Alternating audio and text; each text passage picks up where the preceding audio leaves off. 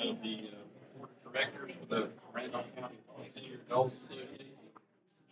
I'd like to thank you to our 49th annual meeting.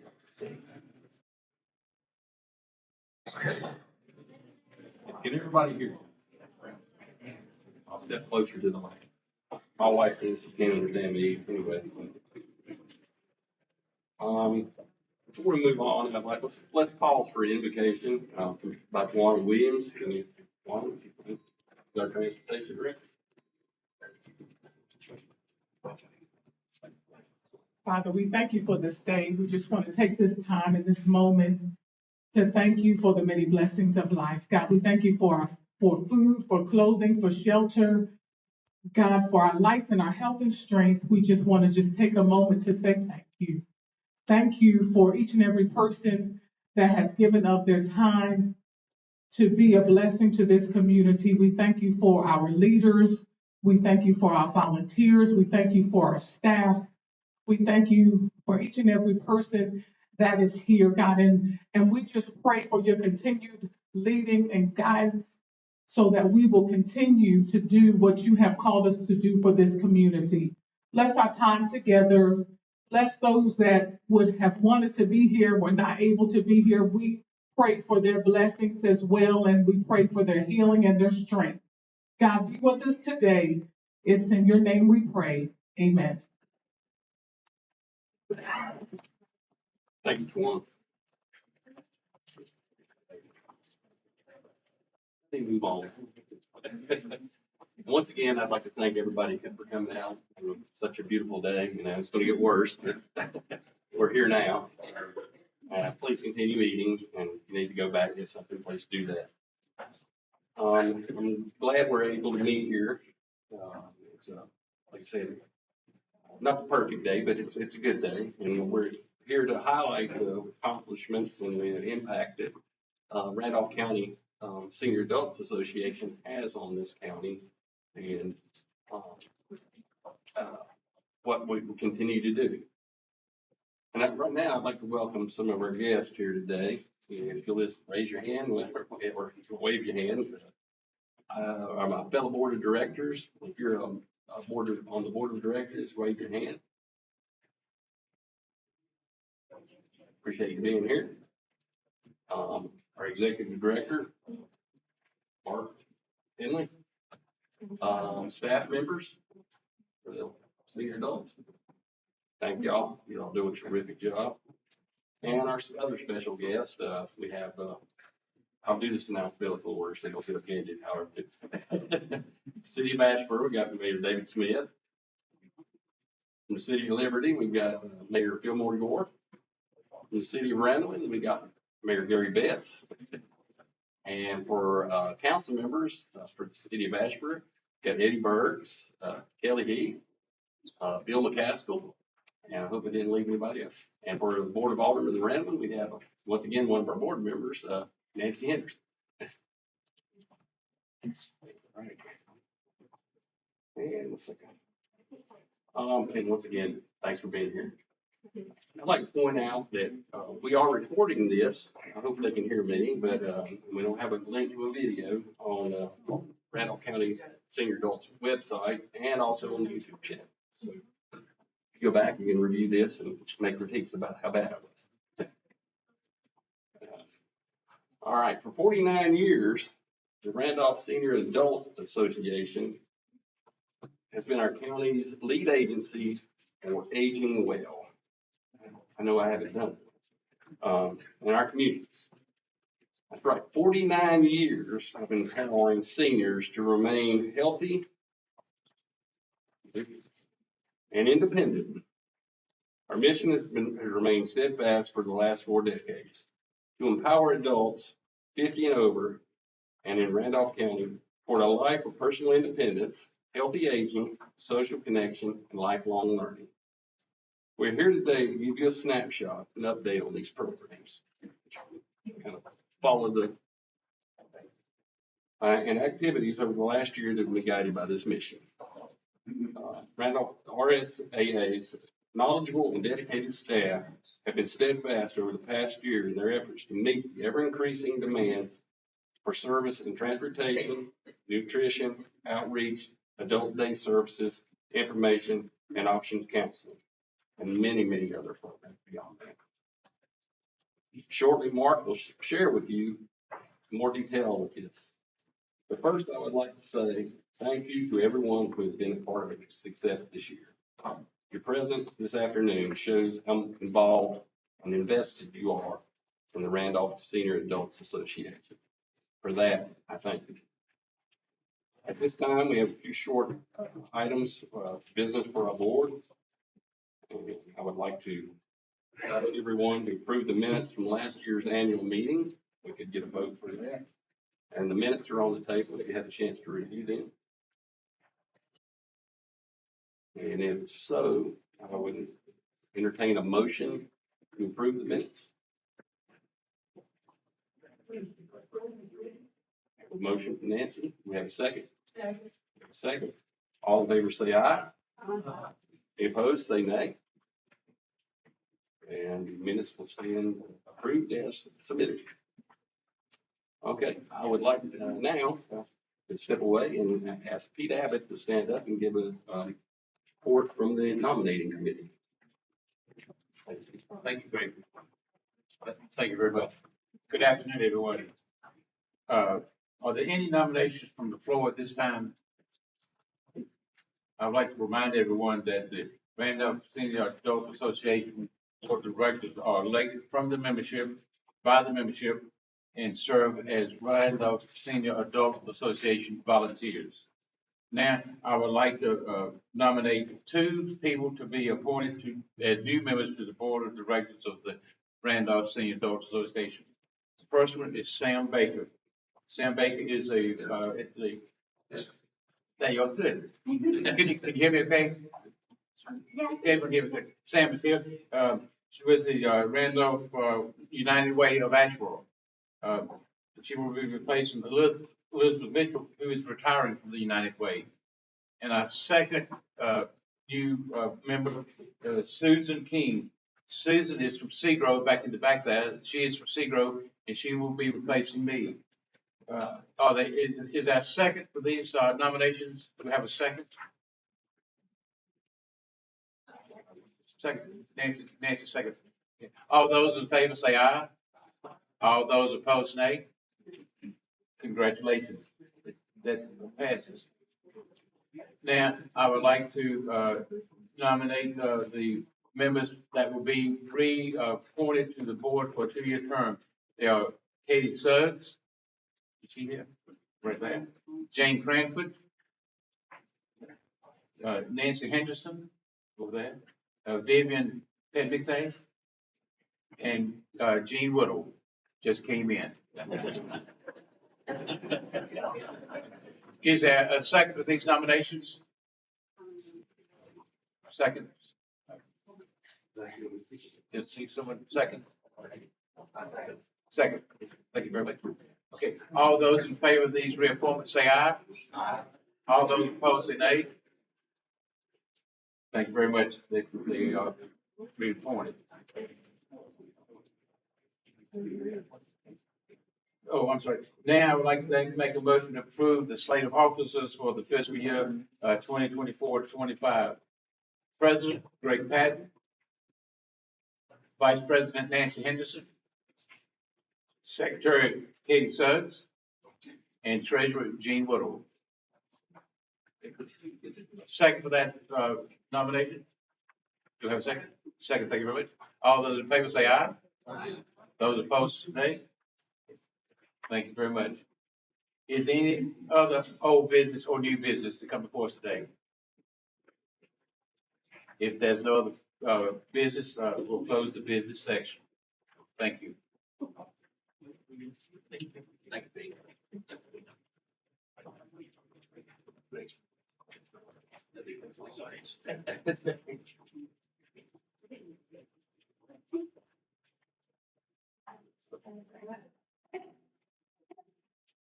At this time, I'd like to call Mark Hensley up to the board and let him speak on the impact of senior adults this year.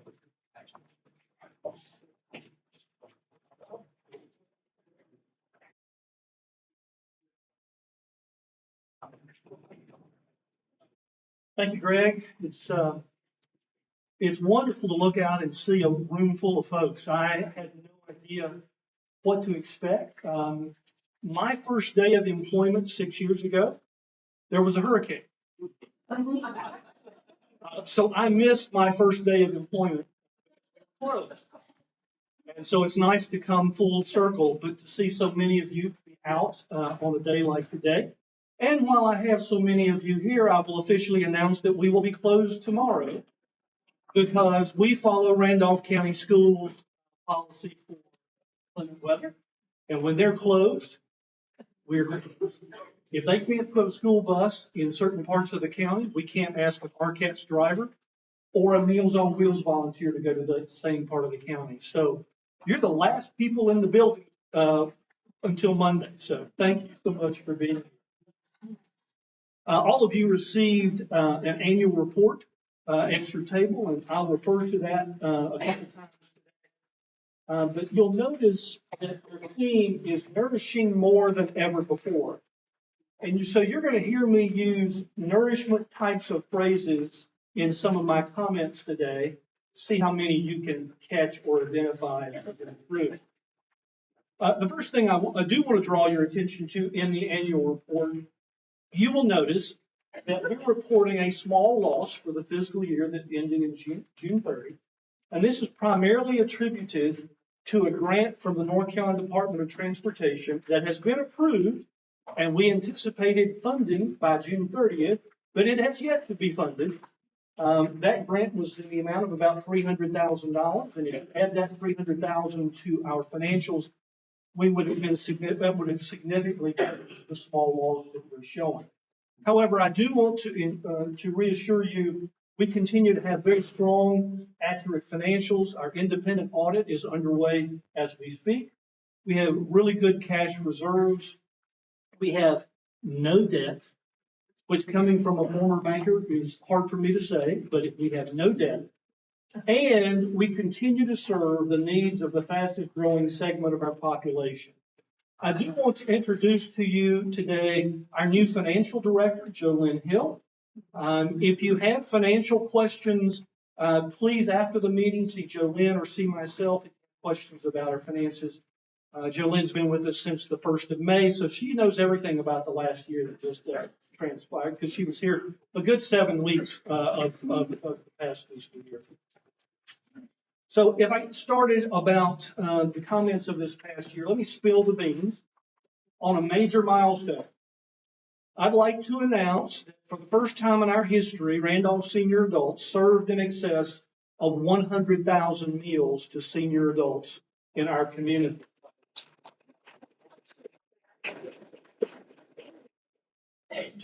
As a matter of fact, 100,929, just a hair under 101,000 during the last fiscal year. Now, that doesn't mean anything unless I put it in perspective for you. Our prior record service was 98,000 meals. So we exceeded our prior record by almost 3,000 meals in this past fiscal year. If you've ever heard me talk about meals, I always follow up with the thing that's equally important as a nutritious meal, which is the social connection, human interaction. A lot of our seniors are homebound. Those would be the seniors that receive our Meals on Wheels. We also have a tremendous number of clients that are coming into one of our 5 centers every day and participating in activities. And without that social connection, human interaction, whether it's in one of our centers or whether it's with a Meals on Wheels volunteer, that nutritious meals impact is greatly reduced if you don't have the personal connection to go with it. To speak about that, I want to invite one of our congregate members from the Archdale Senior Center, Richard Hamilton, to come up and talk briefly about what the Archdale Senior Center means to him. Richard?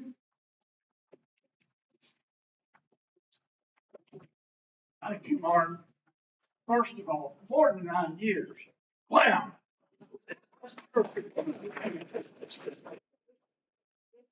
Golden anniversary is next year. A little bit of background. I was a nursing home administrator for 25 years at the Methodist Home in Charlotte, so I know a little bit about what you do. I also had the privilege of serving in some national committees, and I sat in the bus with Dorothy Toy from Pittsburgh, from Philadelphia, Pennsylvania, 1975.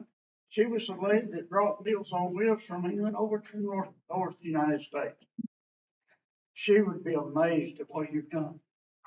It would absolutely amaze her. My mother-in-law attended the same meeting that I attend, Nancy and I attend every week. And I used to take her before I went to work. And she'd say, "Don't get out of the car. I'm strong enough to get in there by myself." And she'd say, "I'm going down there with those old people." You know, I got to thinking about that. I'm a 38-year-old man in an 83-year-old body. We get along just fine. But let me tell you, we're so proud of Tara and her team. Tracy, and then Mark comes and helps us. This is an amazing thing that you do. It really is an amazing thing that you do. We're old people, and the older we get, the younger we feel, but the harder it is to do it. So, thank you, thank you, thank you.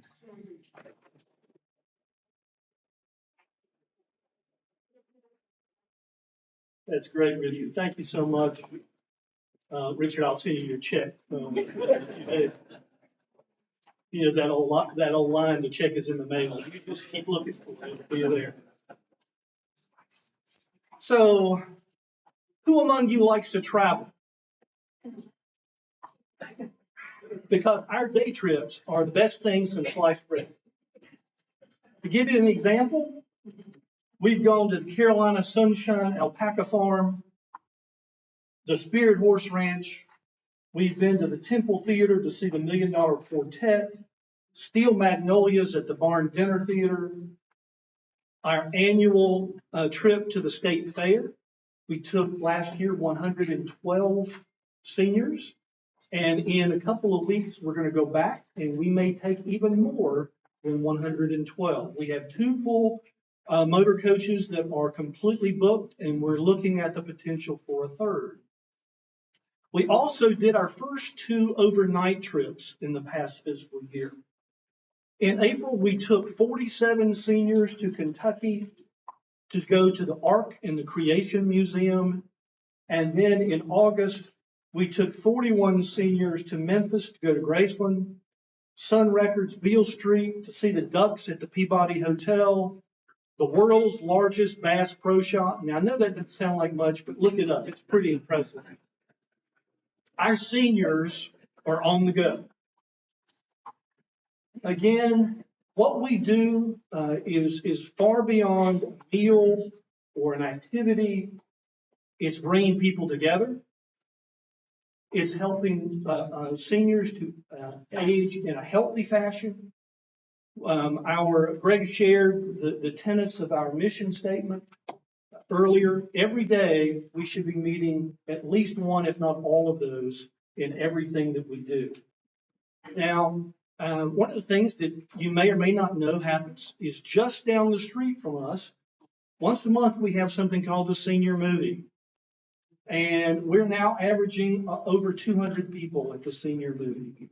And let me tell you, if it's an Elvis movie, it's over 300. That's why we took 41 people to Memphis, was to go to Graceland. And he is the movie for October, so it'll be a big crowd. Yes, we also, I know this sounds cliched, but we do play bingo. We play it in all of our senior centers, but once a month we have countywide bingo in this space right here. We invite people from all over the county to come, and we're now averaging over 100 people to play bingo. Now, just to give you a little inside information, we play until everybody wins something. But if you're late in winning, you get your prize is not as good. So anyway, we love to be involved in activities. Some of the other things that we're doing, each of our 5 centers are averaging over 100 activities per month. So over 500 activities are occurring at Randolph Senior Adult every single month. Give you some examples. CAT classes, I'm going to talk about those in just a little bit. Cooking classes, card making classes, all types of arts and crafts, fitness, yoga, ukulele. One of my favorites, senior cheerleading, are just some examples of activities in class. Now, when I say cheerleading, I always have two disclaimers. We don't build pyramids and we don't have flyers. But we do ride in parades and we do go to assisted living to do cheers and put smiles on people's faces. There may be a cheerleader in the group. Just like Richard spoke a few moments ago, we're very fortunate, very blessed to have Pam Freeman with us today. Pam has been an instructor in our card making class. She also has gone on some of our trips with our seniors. So Pam, come up and share with us a little bit if you could.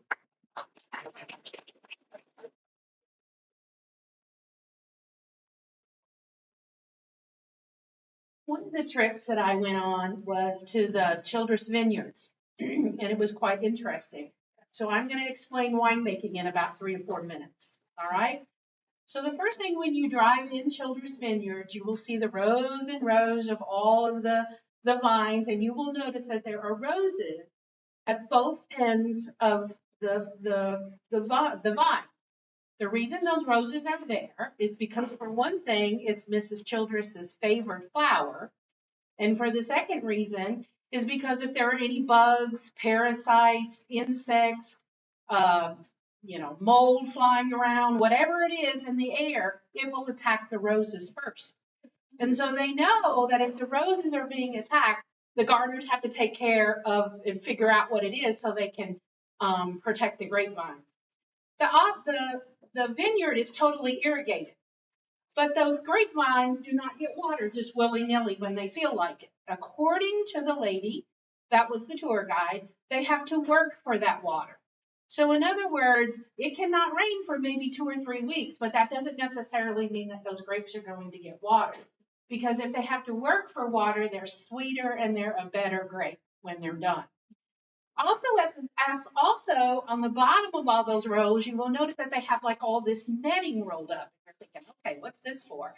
Well, when it's about time for them to pick those grapes, they roll that netting up to protect all of those grapes because they do not want the birds to eat the grapes that are almost ready to be picked.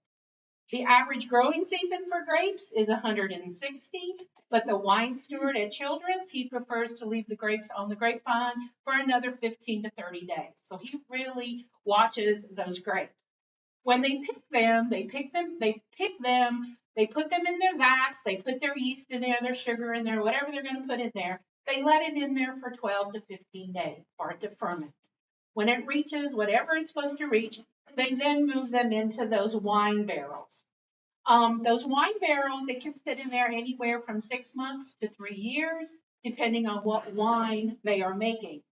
When they get ready to bottle that wine, they put it back in those vats and then they drain it out. And they were actually bottling wine the day we were there, and it's just in a huge, like a vacuum tube, and you can actually see the wine going through it. They can only use those barrels 3 times. That's it. So if it's a wine that's only 6-month wine, in 18 months, they have to get rid of that barrel. They cannot use it anymore. Those barrels can run from $900 to $2,000.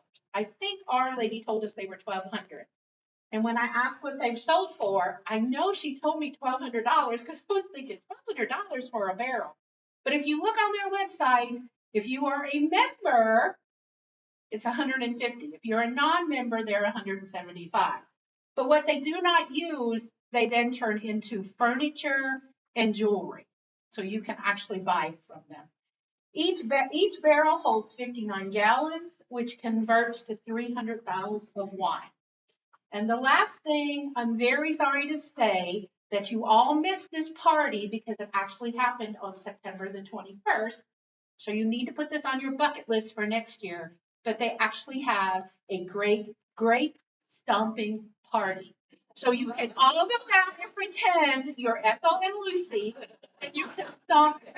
And they actually showed us, and I don't know if it was it.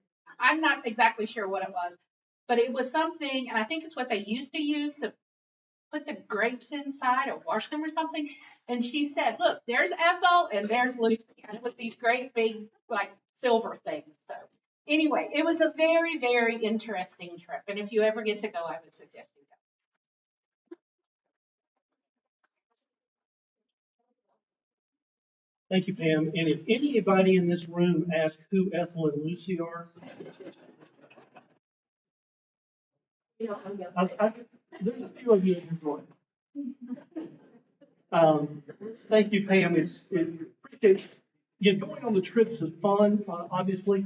Obviously, it's a learning opportunity, it's an educational opportunity. I do want to clarify, if any of you are wondering how we can consider this trip as part of our nutritious meal program, the wine is made from grapes. Grapes are fruit. That's what we're sticking with in terms of that. And I'm happy to say that every single person that went on the trip made it back from Children's Vineyards. So thank you for sharing that.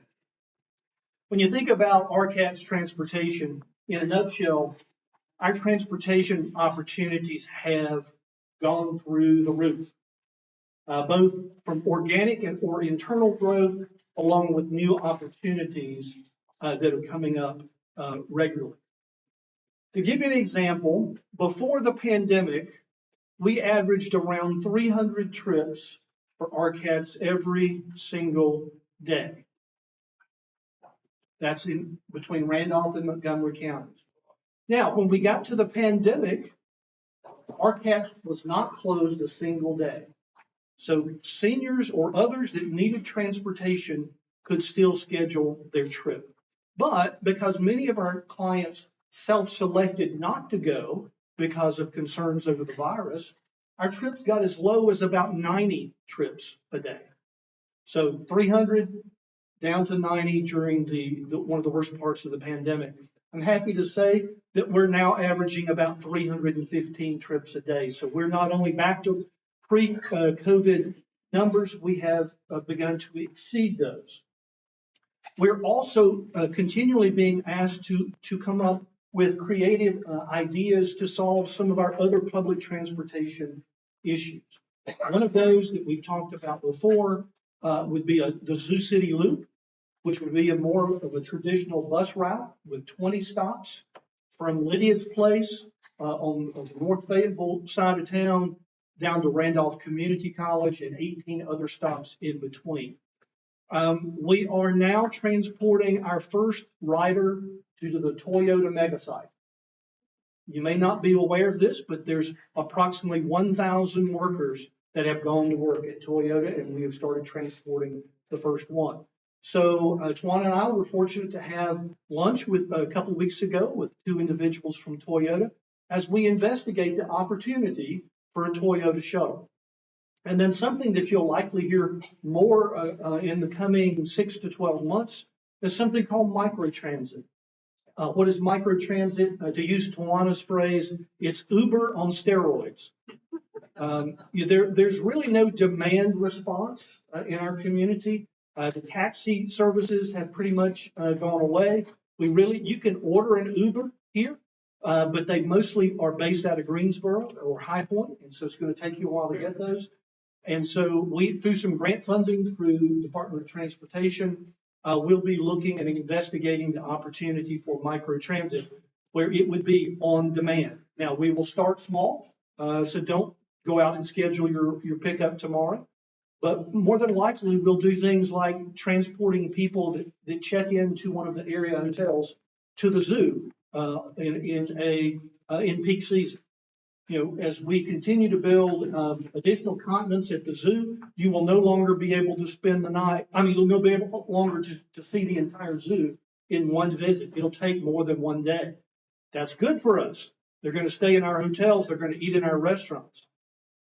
So when you check into a hotel, wouldn't it be great if that desk manager said, "Oh, are you going to the zoo? Do you need transportation? We'll take you to the front door. Every hour and a half, we'll pick you up. You don't have to worry about parking." That's likely where we will start microtransit is giving people rides to the zoo. More to come on that. Also, I mentioned organic growth. We're transporting more clients to Randolph Community College now. There is a program through the state called Managed Care. And so we're transporting more Medicaid clients on RCATs than we ever had. And unfortunately, this segment of our ridership has grown significantly, and that's those clients who are going to dialysis treatments. I consider that life or death transportation. It's 3 days a week. And some of our first drivers of the day are here about 5 a.m. to get their paperwork and the keys to their vehicle to go pick up that individual and get them to dialysis by 6 a.m. All those things are happening in RCAT's transportation. By the way, any of you want to be a driver? We're always looking for drivers for Tawana's team. I mentioned technology a little earlier. I talked about some tech classes. This came out during the COVID period, and the understanding that while people were stuck at home, if we could help them enhance their technology skills, that they would be able to be more involved, be more connected, especially to family that live outside of the community. When I have the opportunity to speak to younger groups, high school groups, things like that, I remind them that they probably can't remember a day when they didn't have access to this thing here. Now, many of us in our work history, we had to learn how to use one of these. But many of our seniors, this is still an intimidating tool. And so with some grant funding that we received during the pandemic, we were able to purchase tablets and start basic computer skills classes to help enhance the skills of our seniors. What we've learned is that more and more of our seniors now have a smart device. They want to learn how to use it. And so we're trying to do that. We continue to do that. So learning for our seniors, while it may not be a piece of cake, we're undertaking that every single day.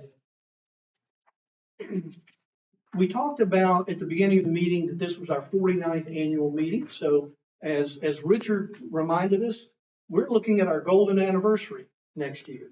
So as we move towards year 50, we've got a lot on our plate to continue assisting older adults with living healthy and independent lives.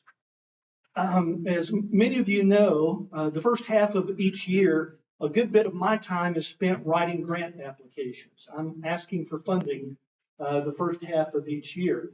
And I did an analysis late in the process this year. I wanted to go back and see how our volumes had changed with the fiscal year that just ended and go back and compare them to fiscal year 2021 in the middle of the pandemic. So I'm going to give you some numbers to illustrate. Our information and options counseling team, and if you're not familiar with them, those are the folks that provide senior health insurance, Medicare assistance. They are our leaders in providing caregiver support to those folks in the community that are caring for a loved one. They do our fan program where we distribute fans. There's a number of things that they do in the community. Well, in the COVID year, they served just under 2,900 clients.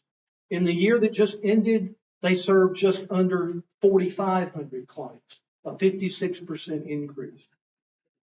During the COVID year, RCAT's trips were 28,900. This past year, almost 45,000, a 53% increase. And then, as we've talked about, our meals during the COVID year, we served a little over 93,000. And as I mentioned earlier, almost 101,000. So if you go back and you compare to a worldwide pandemic that none of us had experienced previously, and think about this, we weren't only dealing with a pandemic or a virus, but we were serving the clients who are the most vulnerable to that virus. And if you compare where we were in just 4 short years ago to where we just finished, the growth is incredible. So to meet the needs of the fastest growing segment of our population, senior adults, we're going to need to continue having the support of our local municipalities and local, state, and federal elected officials. We will need all of you to support us as we are able to continue to meet the needs of the senior adult population. It is the fastest growing segment of our population in Randolph County, the state of North Carolina, and the United States. And when I say the fastest growing segment of our population, I back that up with these 4 statistics. At the end of 2020, the 65 and older population had exceeded the birth to 17 years of age population for the first time in the history of the state of North Carolina. North Carolina now ranks 9th in the United States for the number of people 65 and older. Last time I checked, there were still 50 states, we're 9th in number of seniors. By 2028, 4 years from now, projections are that 1 in 5 North Carolinians will be 65 years of age and older.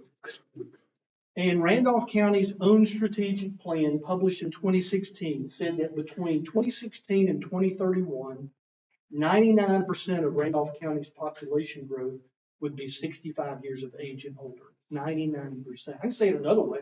1% of our growth will be under 65 years of age.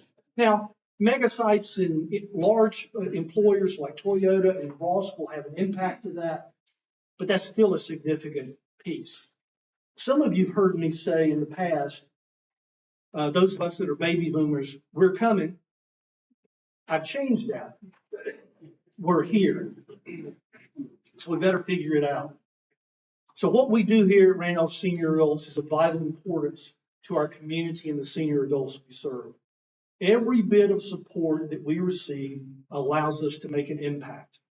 I have the honor and privilege occasionally being invited by the United Way to go out and speak at a campaign meeting. And a lot of times when you're supporting like the United Way or you're making some other donation, you wonder, does my donation really make a difference? Can I really give enough that will make a difference at this organization? I can tell you, representing our organization, every single dollar makes a difference. Our meal cost is $4.85. So somebody that gave $1 a month to support us has purchased 2.5 meals in our community. So every single dollar makes a difference. So when you think about the things that we've just shared, I guess this was kind of a State of the Union opportunity for me. But how do we do those sort of things? If you flip to the back page of the annual report, you'll see a lot of the numbers that we serve, volumes, things of this nature. Please take that with you when you leave today so that you can go back and look at the impact that we've had in our community. And so how do we do this? Well, it starts with our incredible volunteers who we celebrate every single day. They're critical to our mission in the role that they perform, and our incredible staff who are passionate about serving senior adults. Let me be honest with you, you don't get rich working for a nonprofit organization. So you better have some passion about the people that you serve. Fortunately, I get the privilege of working with people that are passionate about serving senior adults. To illustrate the commitment of some of our staff, we have some staff milestones today that we're going to recognize. And so I'm going to ask if Greg and Pete will come back up and help me pass these out to some of our employees. And so we're going to start with employees that are celebrating this year 5 years of service. They will receive a certificate and a lapel pin. And when I call your name, if you'll come up and they'll give this. I know not everybody was able to be here. The first one we have is Steve Bland. And Steve, he's not able to be here. He's an RCATS driver. Robert Green, I don't believe he's here, is also a driver. Here, Alice Clapp is one of our RCATS drivers.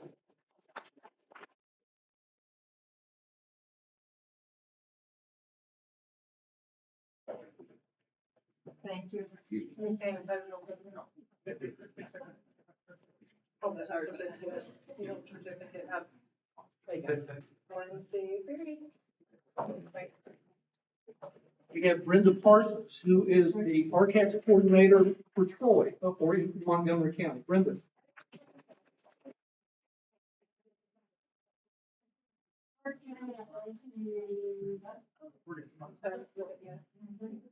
Wow.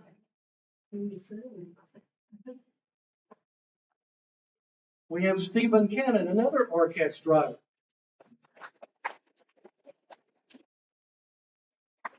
Well, things coming up, is something about the drivers I would mention. These folks become family to our riders.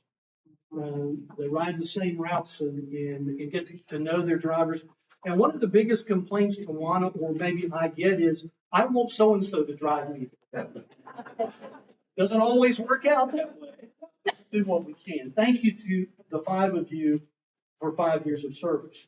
We have 3 individuals that are celebrating 10 years of service here at Randolph Senior Adults. First, we have Lisa Alley, our Information Options Counseling Assistant. Please make sure that you speak to Lisa today, because in just a few days, when Medicare open enrollment starts, you won't be able to get to Lisa.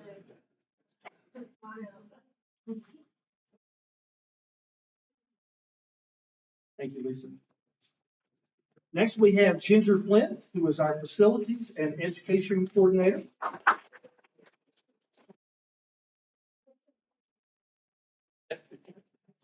The milestone.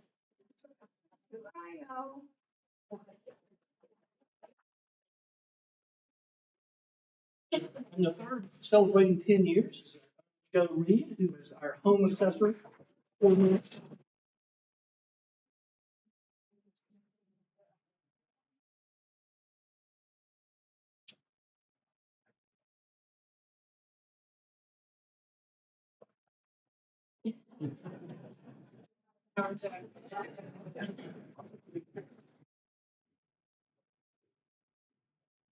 We actually have somebody celebrating 25 years of service who will be recognized with a certificate, a pin, and a check for $250. I don't believe it's around. And Mary Lopez is driving around, missing her opportunity to get her reward. I did not schedule her during this time. Want to come on up and accept that for Mary. But let's give Mary a round of applause. About how many routes, how many riders she's in. And you can buy her jewelry in this house. Can I say this? So I wanted her to be here, okay? And I said, now, Miss Mary, I need for you to come to this and we'll get somebody else because we were shorthanded. She said, no, I would rather be out here with my clients and tell them thank you. So I did try, but she was dedicated. So you think, wow, 25, that's the top of the, no. We've got somebody at 30 years of service, a certificate, a pen, and $300. Carolyn Deaton, our bookkeeper, who knows where all the skeletons are buried, who reminds us of that every single day. Carolyn, 30 years of service.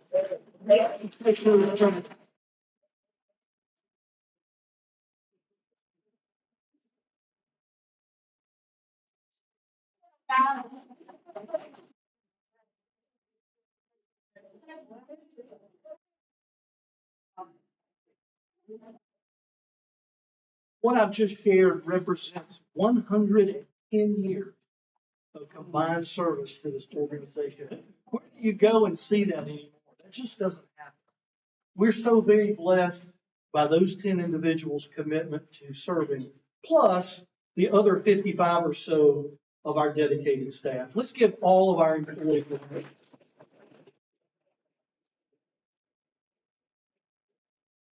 We're very fortunate today to also recognize 2 retiring board members.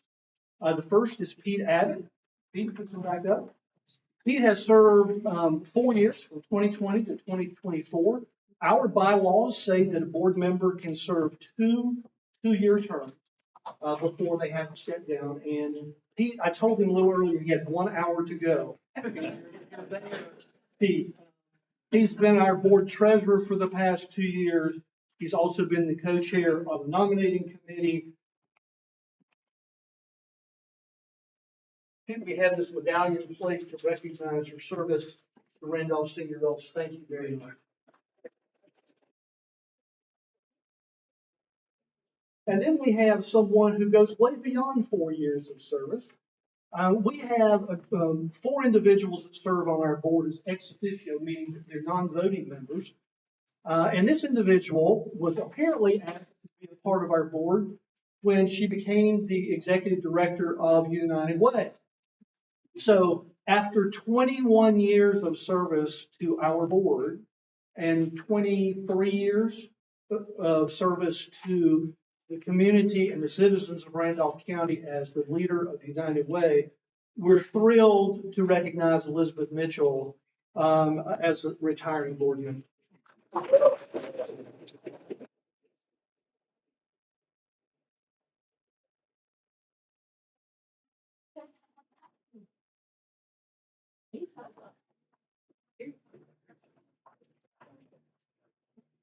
Thank you so much to Elizabeth and to Pete for your service, dedicated service to our board.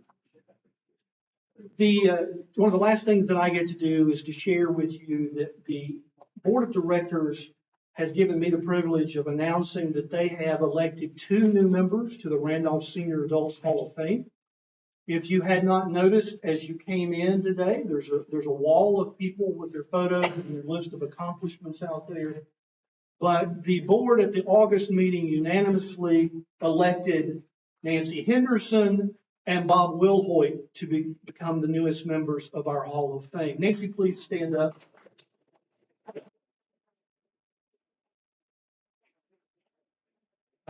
Bob couldn't be with us today. Now, both of these folks, Nancy and Bob, are both former presidents of the board. I don't know what that says about working with me, is that if you can put up with the executive director long enough, we'll recognize that as above and beyond service to the community. But Nancy and Bob especially were so appreciative of all the things that you've done, all the time and energy and effort. We will be scheduling an induction ceremony for those 2 individuals, and we'll be working on that. And we look forward to celebrating Nancy and Bob in the near future. Before I hand this back over to Greg to adjourn, I first want to thank our caterer, Jamie Smith, for the lovely. If you were to look at my notes, you'd understand I can't spell charcuterie, but it was fantastic. Thank you, Jamie, for doing this for us. And the entire Randolph Senior Adult staff, led by Jill Jackson, for making this thing happen. Let's give all of our staff. I'd now like to turn it back over to our president, Greg Patton, to close us. Thank you, Mark. On behalf of the Randolph County Senior Adults Association Board of Directors, management staff, now call this meeting adjourned. And I thank you for attending.